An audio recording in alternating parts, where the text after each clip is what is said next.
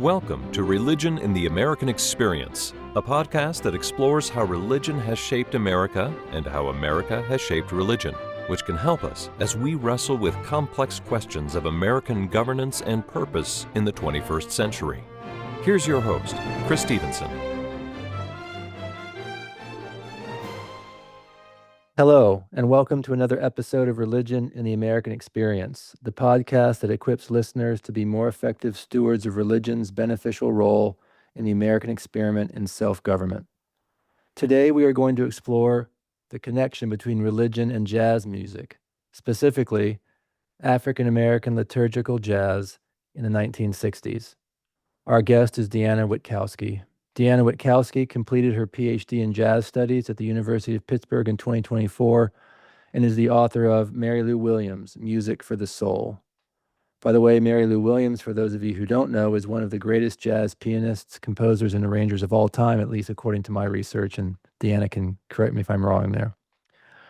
She has taught jazz. Deanna has taught for Jazz at Lincoln Center, presented at the Kennedy Center, Loyola University, Chicago, and Fordham University, and performed Williams' compositions as a featured guest with the Pittsburgh Symphony Orchestra.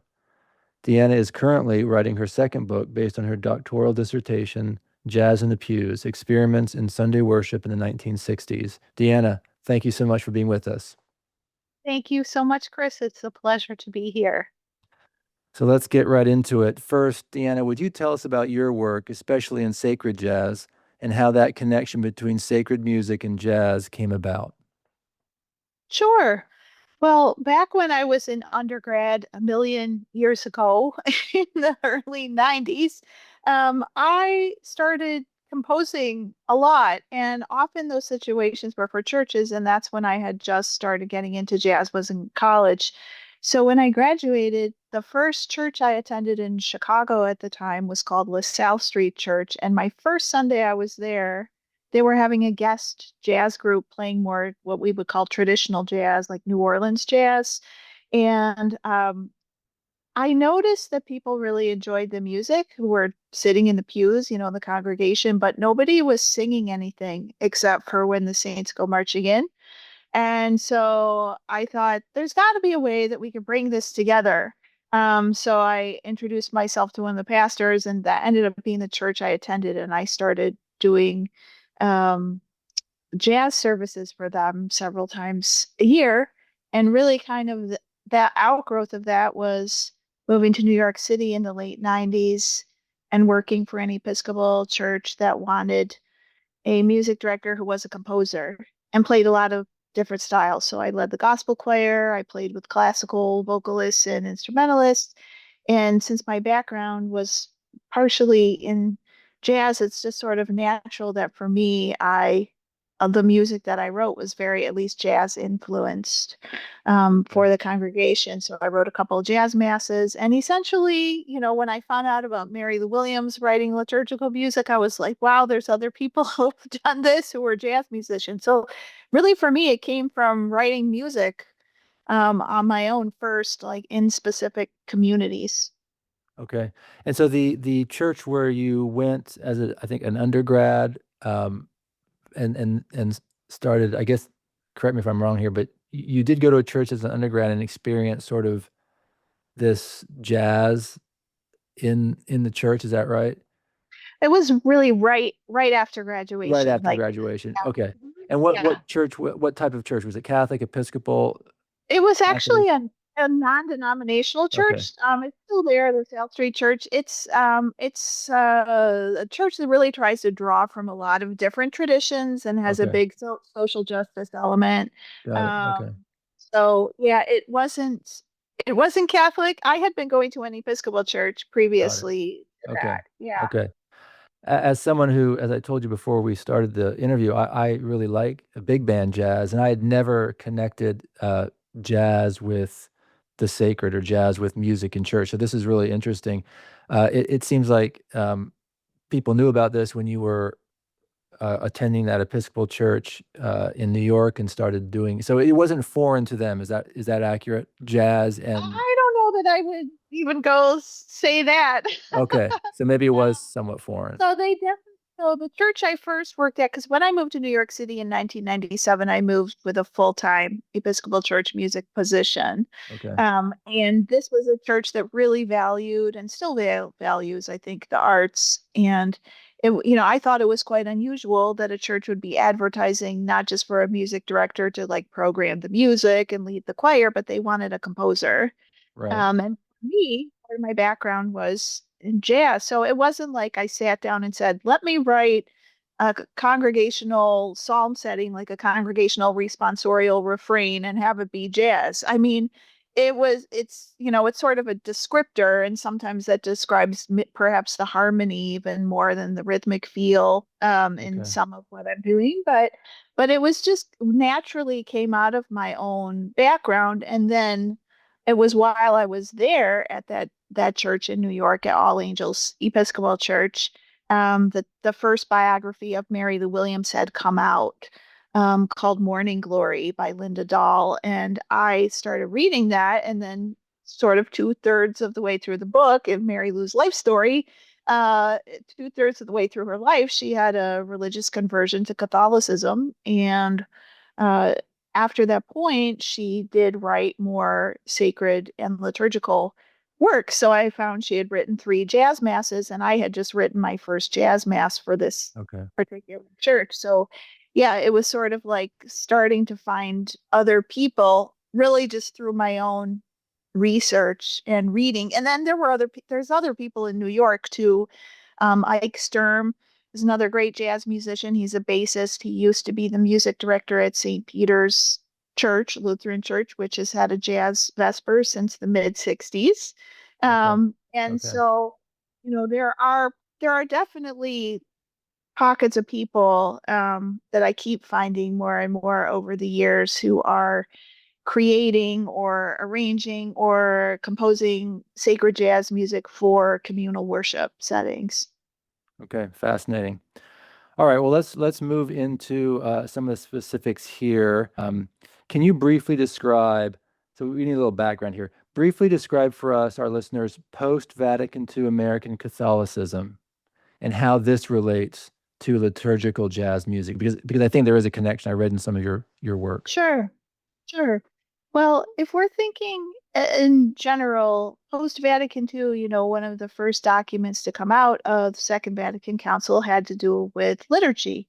And um, that document really left a lot of individual churches and dioceses uh, experimenting. I really think for me, experiment is the big word here Okay.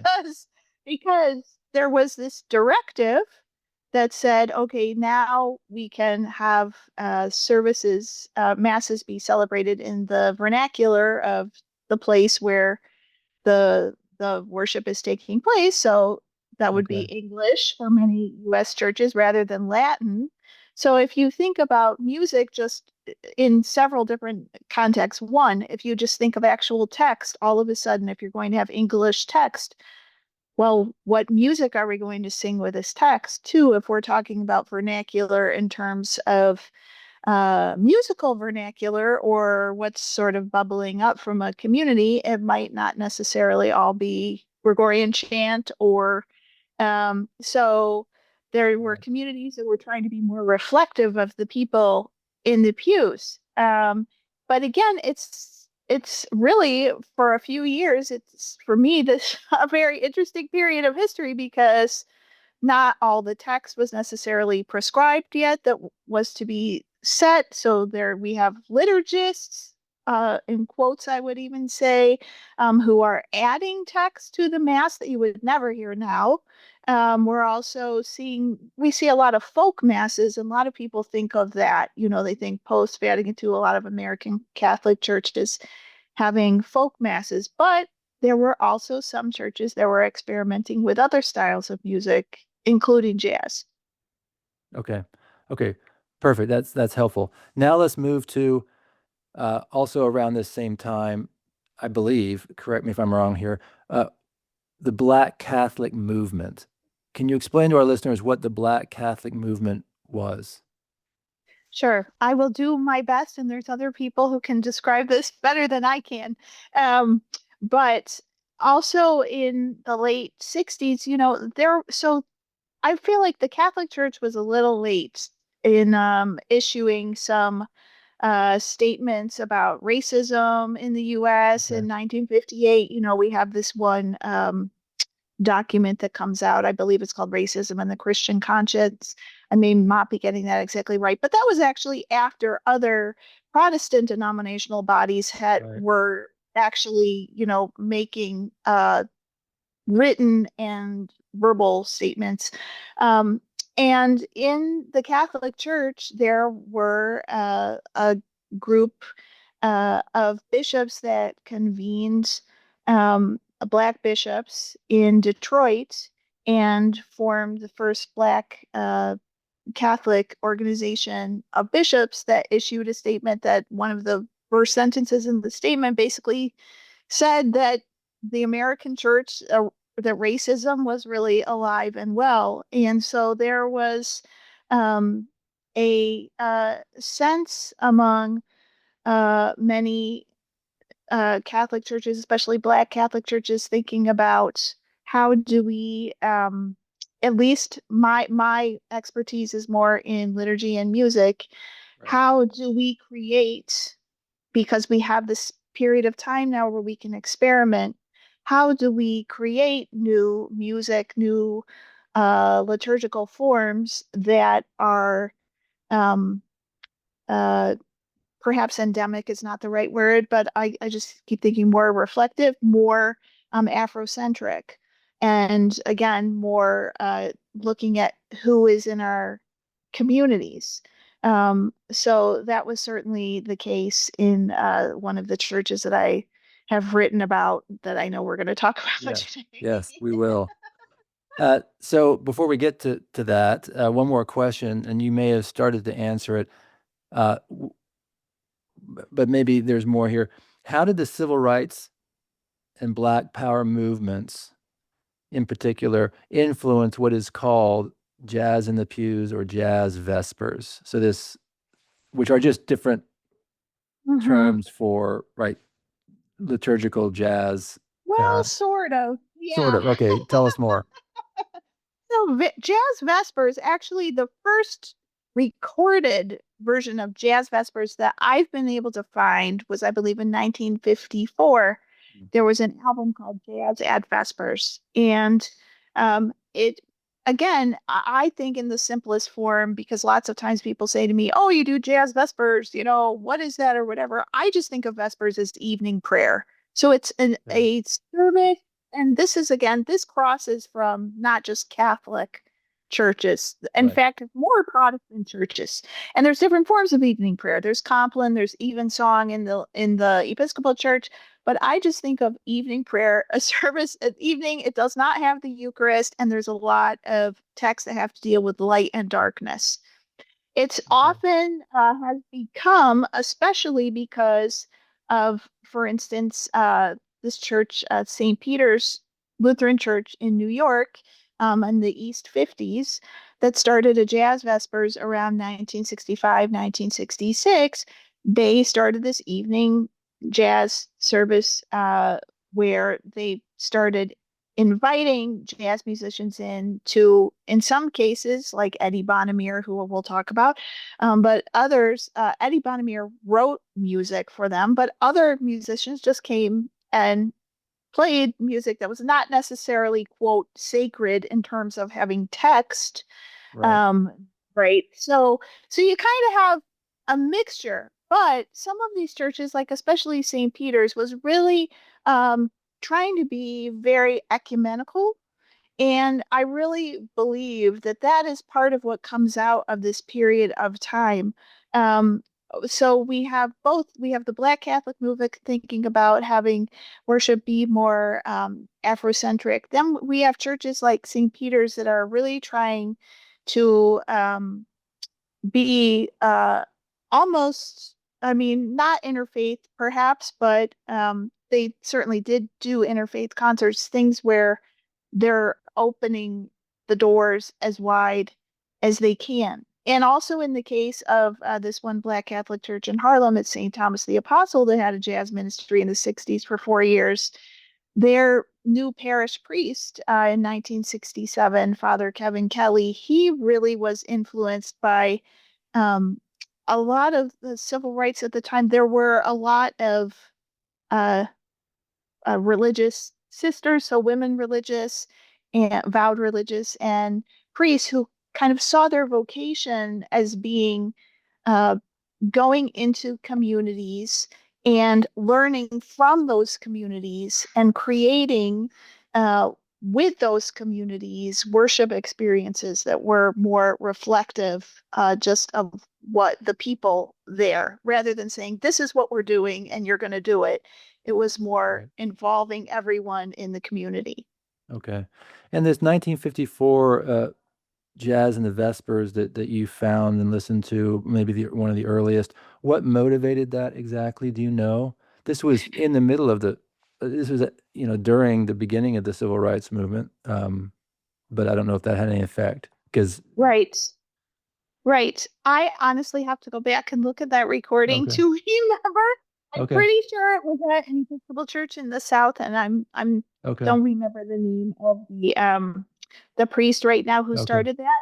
Interesting. But it is interesting to note that in New York City itself, so Father John Garcia Gensel, who was the first pastor to the jazz community, I mean, that's literally that was his title at St. Peter's Church. Before he came to St. Peter's, he was he was a priest at another Lutheran church called Advent Lutheran on the Upper West Side at 93rd and Broadway. I actually was on music staff there for a while, which is kind of, Wow. interesting how this stuff all happened. He started a jazz vespers there. Now, I mean, if there's any Advent people listening or watching this podcast, they're not like it's not like a big hotbed of jazz now, but to me, it's interesting. They had this history. So there was this experimenting there, and this was not a Catholic church. This was a Lutheran church trying to Right. figure out Yeah. different forms of worship. And then that was sort of the seeds of what became this jazz ministry at St. Peter's. Okay. All right. Excellent. So let's move into St. Thomas the Apostle and St. Peter's Church. These are in New Sure. York City.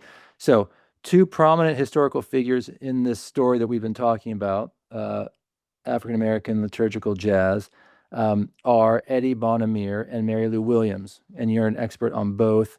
Can you tell us the stories briefly of how one or both of them came to compose liturgical jazz music for St. Thomas the Apostle Church in Harlem or St. Peter's Church in Midtown Manhattan? So you can do one or both. You choose. Sure. Sure. So both Mary Williams and Eddie Bonamere wrote jazz masses for St. Thomas the Apostle. Um, Williams did not write for St. Peter's, but Eddie Bonamere was one of the first jazz musicians who became a regular fixture at St. Peter's and was there on a monthly basis starting, I believe, in 1967 or early 68. But the way that both these composers came to this church in Harlem that was the church building is still there. It's no longer a functioning parish. It's at 118th Street and St. Nicholas Avenue, just down the block from Minchin's Playhouse, which still exists and was a place that Mary Lou played in the 40s and 50s, an incubator of bebop music. Um, in 1967, so I'll briefly mention Father Kevin Kelly. He was assigned to this parish. And when he came, he wanted to revitalize a lot in the church. So he knocked out the communion rail, which was something that a lot of churches did after Vatican II. He actually, I've even read some accounts that said that he wasn't necessarily sitting up front in front of everyone during the whole service. I mean, he wouldn't even put his robe on until he came up and delivered his homily, apparently. Okay. But he wanted to have some new music. And again, it was partially because of necessity after Vatican II. So he had attended the premiere of Eddie Bonamere's jazz mass called Misa Hodierna at St. Charles Borromeo, which was another Catholic church that is still a parish in Harlem. And Eddie Bonnemere had written this piece as part of a composition project for his master's degree in composition that he was doing at Hunter College in Manhattan. And so he approached one of the priests at St. Charles Borromeo and said, can we do this here? So they did it on Mary Lou Williams' birthday, which I find very funny, on May 8th in 1966, which was also Mother's Day. So Father Kelly, at the time, he heard this piece and he had Bonnemere kind of in his mind, along with other jazz musicians. He wanted to create a year's worth of new jazz settings of the liturgy. So he partnered with another priest named Father Robert Ledigar, who was very involved on a national and local level with liturgical reform in the Catholic Church. And they both extended invitations via written letters that I've seen to Williams and Bonnemere, inviting them to participate in what they called an experiment in Sunday worship. And they asked Bonnemere to write a Mass for Advent. They asked Mary Lou to write a Mass for Lent. They also invited Dr. Billy Taylor, the late Dr. Billy Taylor, who had been the artistic advisor at the Kennedy Center for many years, to write a Christmas Mass. He did not do that, so Bonnemere ended up becoming the music director for this 10:30 a.m. service on Sunday that had jazz masses. And Bonnemere wrote 5 masses for St. Thomas, and Mary Lou wrote her Lenten Mass in 1968. So it really came about because of invitations from the leadership there. Okay. So I think, and we'll take a break here, Deanna, for a second. I think what I'd like to do, with your permission and your help, is play some of excerpts from some of these masses, but we have to watch for copyright and things like that. Can you help us out there? Are there ways we can do that? What I can do is because Mary Lou's Mass, this Lenten Mass is not recorded, but there is a YouTube video that I have permission to share of when I performed this work with a quiet choir in my studio in New York City. Wonderful.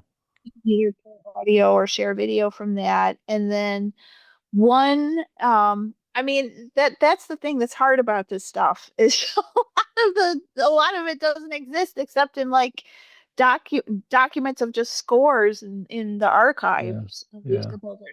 Bonnemere, there is one there. No, actually, there's two.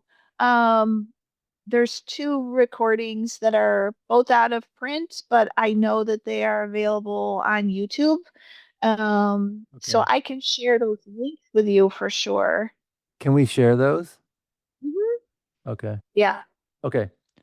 And I can even help with the Mary Lou one to just make sure. I can also, give you the exact name of the person to check with and say, hey, we want to include this clip. But I'll tell you, I know we're including, because I did a project for the Crossroads Project at Princeton, and they're including, it's all on this history at St. Thomas, and they're including these clips too. So okay, great, that'll be helpful. All right, so we'll start again, and I just have two last questions. Yeah, sure. Okay, thank you, Deanna. Fantastic stories. Surprising and new probably to a lot of our members. So let me ask you this: what effect did these liturgical jazz pieces have on the members then, their church then, their local community then, and American Catholicism then, and what does it look like now? That's a great question. And there's a couple things I think of. So one is I've just read some articles in a magazine called Liturgy from the Liturgical Conference in 1969, where some parishioners were interviewed just talking about their experience in St. Thomas. And it wasn't all necessarily focused on the music, but part of it was because it was part of a bigger piece where people felt more invited into worship. So they had before their service, Every week they had a half an hour rehearsal. If you can imagine this, where I mean, literally, Father Kelly invited everybody, said, okay, you got to come 30 minutes early because, Eddie Bonamere wrote this new piece for us. And so we're going to learn it. And Mm. and that sounds like a lot to Yeah. me. But Bonamere was really conscious about wanting his music to be as accessible as possible. So he tried to write melodies that didn't have a big range, didn't have many jumps, Right. that would be easy to learn. And they also weren't doing this from sheet music. They were doing it from having someone in front of the church do this orally, and then they had song sheets. At least, again, this is what I can gather from research in Bonamere's archive at the Schomburg Center for Research in Black Culture in New York. But I've read testimonials and talked to some people who went to church there who said that they felt that this was like the first time that they were in a Catholic church where they felt fully able to participate musically, Mm. where they felt more that they were part of they were also more part of the actual planning of the services. And they also felt that the music was just more reflective of, again, the community that was there. Um, Okay. Mary Lou's music, I hear lots of people say, "Oh, Mary Lou's music was much more difficult than Eddie Bonamere's." I don't necessarily agree. I think it has musical challenges, but it's very memorable. And again, I mean, Dorothy Day actually wrote about going to Lenten Mass Wow. at St. Thomas. Yeah, and so uh, it seems like this also started to affect other churches because in 1968, I believe, there at an annual liturgical week sponsored by the Liturgical Conference, Eddie Bonamere came with the choir from St. Thomas, which also included people from uh, St. Peter's Lutheran Church in this particular case. Yeah. And they sang one of his masses, led one of his mass settings for 5,000 people. Wow. And this is when I see, again, from his archive, he started getting tons of letters from places saying, hey, how do we get the sheet music for your Mm. piece? And then did a recording of this that Father Kelly helped to fundraise for, and they actually included the score in the vinyl recording. So Wow. there were efforts to get this out. Um, how does this translate today? Well, you've alluded to this already, Chris. Many people are surprised by this history. I mean, I hear this all the time. People are like, "What? Liturgical jazz?" Or when I say I've Right. written a jazz math, they're like, "How does that work?" Right. And I think this, one thing I talk about more in my dissertation as well is that there's also a whole role that publishers play in this. And Mm. how does the music get disseminated and who sees it? Because here we're talking about very local, specific communities, but that music then had this reach, especially via this one sacred music conference, this liturgical conference. And how does it get the platform to reach people? And I still feel that jazz does not really, um, at least speaking from my own experience, it doesn't always get the same kind of I don't know if promotion's the right word, or just how do we get it out there? I'm always trying to figure out how do I get my, Right. music out there. And I think with more, support in various forms, that can really make a difference to people knowing it exists. And I have a lot of sacred jazz music on my website, sheet music, and I write out piano scores because I understand that not all church pianists are jazz players and they need to see more information on the musical score. And so at this point, I think there's like 500 churches or so that have bought my jazz hymn arrangements, and people are Mm. always saying, they're like, wow, we're so glad we found you. So I'm always trying to think, how can I make myself be found? And I think that's really a big, big part of it. Yeah. Yeah. Sure. Well, maybe this podcast episode will help. Who knows? So Last question we ask everyone is this. As we conclude, Deanna, do you want to share any further insights, lessons, or takeaways from this topic, either in terms of important historical transformations you have noticed, or in terms of helping us better understand our present moment in the American narrative?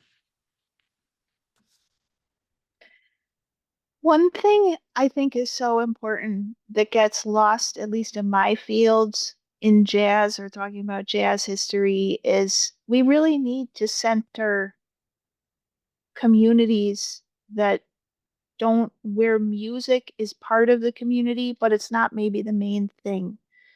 So I really think it's important to actually look into histories of places where people gather, like religious institutions, churches, where music is a huge piece, or can be a huge piece, and center those histories and center for, in my case, looking to me, these churches that hired composers. Um, that's not something that happens everywhere, and not all churches can do it. But I really want to promote and say that the more that churches can expand um, their the way that they even look at music and try to involve actually musicians in their community, or jazz musicians. I think it creates something new. It opens the doors wider, Sure. of the church, and it then can have a ripple effect to other places. Okay, well said. Thank you, Deanna. We have been talking with Deanna Witkowski, jazz pianist, scholar, and author of Mary Lou Williams' Music for the Soul, about the liturgical jazz music of the Black Catholic movement. Deanna, thanks so much once again for giving us of your time and extensive knowledge about this subject matter and experience. This has been fantastic, and I do believe that we are now better equipped to be more effective stewards of religion's role in perpetuating the American experiment in self-government. Thank you. Thank you.